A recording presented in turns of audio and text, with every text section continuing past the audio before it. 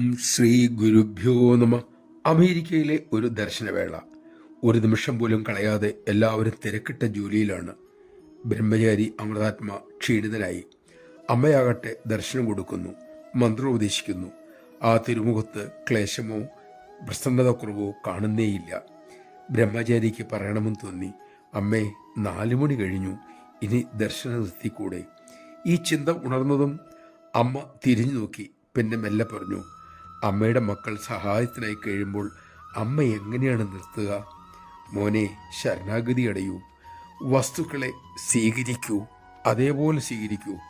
അപ്പോഴാണ് യഥാർത്ഥ ആനന്ദം കാണാൻ കഴിയുക, അനുഭവിക്കാൻ കഴിയുക. ഒരു നിമിഷം നിർത്തി ക്ഷീണിതനായ മകനെ തൃക്കണ്ണാൽ ഒഴിഞ്ഞ് പ്രേമമായി അരളി, മക്കളുടെ ഓരോ ചിന്തയും എന്നിലൂടെയാണ് കടന്നു പോകുന്നത്. നമഃശിവായ. ഒരു ചിന്ത പോലും നമുക്ക് അമ്മയിൽ നിന്നും ഒളിക്കാനാവില്ല എന്നതാണ് സത്യം. അപ്പോൾ പിന്നെ അമ്മയെ അനുസരിക്കുന്നതല്ലേ വിവേകം? നല്ലത്. നമുക്കതിനാകട്ടെ.